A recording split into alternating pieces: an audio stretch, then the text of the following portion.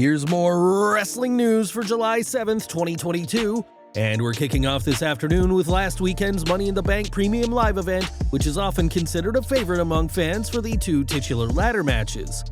This year marked the 13th Money in the Bank event, and WWE were pretty pleased with what they saw. According to Fightful, WWE executives were notified yesterday that the company racked up several accomplishments with the latest installment of the show. Money in the Bank 2022 is said to be the most viewed Money in the Bank event in history, an impressive feat considering the absence of Roman Reigns, Cody Rhodes, Randy Orton, and Rhea Ripley. Merchandise sales were also the highest they've ever been, up 95% or nearly double of what was sold at Money in the Bank 2021, which marked the return of live fans. The mood backstage was also said to be pretty good following a talent meeting held by Stephanie McMahon and Triple H, which WWE President Nick Khan was also present for. A happy roster is a motivated roster, and it appears that the first premium live event in the Stephanie McMahon era proved to be a hit, both with fans and those within the company. Over to AEW next, as the company has been plagued with injuries as of late, with CM Punk and Bryan Danielson just two of the biggest names on the shelf. There's also no sign of Kenny Omega returning anytime soon either, and now another star is out of action.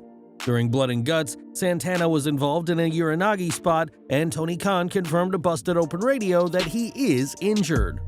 Khan said that he spoke to Santana after the match to make it clear that AEW will stand by him during his recovery, and while he hopes he won't be out for too long, Khan admitted that it could be a relatively long injury. The Uranagi spot that injured Santana wrote him off for most of the match, but he was able to make it to the top of the cage to celebrate with his teammates after the bout. As the name suggests, Blood and Guts is prone to get incredibly violent, and that's a lesson the now injured Santana has learned the hard way. This week, AEW took Dynamite to the Blue Cross Arena in Rochester, New York, which has traditionally been a good place for the All Elite promotion. Unfortunately, that's not the case, as last night's show was nowhere close to a sellout, as over 2,300 seats had not been bought. AEW had set up the arena so that 7,000 fans could watch the show, but only 4,672 tickets were distributed, which includes both sold tickets and ones given away as promotional prizes. Rochester, New York has always been a hotbed for AEW, but it seems that fans just aren't as interested anymore, and while Tony Khan loves bringing up data and statistics, we doubt he'll be showing off these latest numbers. In the early 2000s, Linda Miles won the second season of Tough Enough and was given a dominatrix character going by the name Shaniqua. Shaniqua spent much of her run on WWE's main roster managing the Basham brothers, but was quickly removed from the show in 2004. Speaking on the Café de Renee podcast, Doug Basham spoke about Shaniqua's abrupt departure from WWE TV and said that she said something she shouldn't have. Not being brought up and knowing the etiquette of wrestling, she would say a few things and kinda got some heat. I think she said the wrong thing to Vince McMahon, and Vince McMahon told John Laurinaitis, send her back down to OVW. There's no word on what Shaniqua said that riled up WWE's then chairman, but we can't count out that this was another example of McMahon losing his cool over something small. Nevertheless, Shaniqua was pulled from WWE TV and released that same year, and it wouldn't be long before Linda Miles left the wrestling world behind. This Saturday, the Authors of Pain were to have the first event for their Wrestling Entertainment Series promotion, or at least that was the plan at first. The promotion has come under fire for promoting wrestlers who had made it clear they would no longer be on the show, and now the entire thing is off. In a statement, the company confirmed that the show has been canceled and tried to put the blame on members of the roster. Dear fans and followers, unfortunately we will have to cancel the event scheduled for this Saturday at the Motor Point Arena in Nottingham, England. We are deeply disappointed in the news that we have to share, but with so many talent not showing up, we will have no choice than to cancel the event.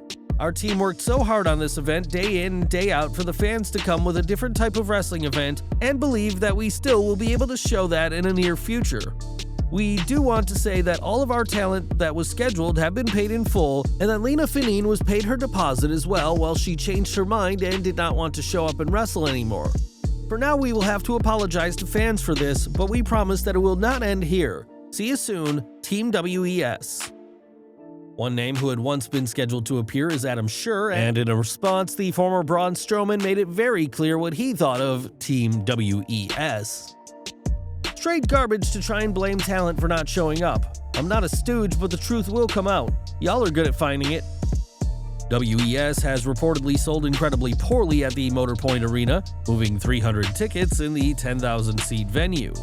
With the poor reception, blaming talent, and the multiple controversies, WES may be finished before it ever got started, despite the stacked card of ex-WWE names once advertised for the company.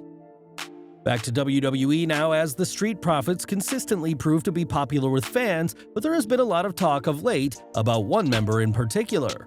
With his athletic ability and endless charisma, a lot have said that Montez Ford could be in line for a huge singles push, leaving his tag partner Angelo Dawkins behind. Speaking on the latest episode of his Hall of Fame podcast, Booker T spoke about the rumors of a Street Profits split, right now saying that Dawkins isn't, or at least shouldn't, be listening to talk online. Booker recommended that Dawkins use the hype over a Ford singles push to motivate himself, and said that while either man could be in line for a singles push, Booker doesn't think that time is now. The rumors of the Street Profits breakup started during the final episode of SmackDown before Money in the Bank, where Kayla Braxton flat out asked the pair if they were aware of the rumors about them not getting along. Booker T certainly knows a thing or two about being a tag team wrestler who becomes a singles wrestler, so Dawkins should probably heed the advice of the two-time Hall of Famer. At Money in the Bank, Shotzi had botched a spot during the women's ladder match, which trolls have mocked her for mercilessly online. While botches in wrestling are natural, especially when you throw ladders into the mix, Shotzi has since deactivated her Twitter due to the comments she's getting, but remains active on Instagram. The SmackDown superstar has now opened up about her situation, as in an Instagram post, she revealed that she has been going through the toughest year of her life. Shotzi didn't explain what has made this year more difficult than previous years, but said how, quote, Twitter has not helped my already fragile state. Whatever Shotzi is going through, she has a large circle of friends around her who only want the best for her, no matter what some trolls on social media have had to say.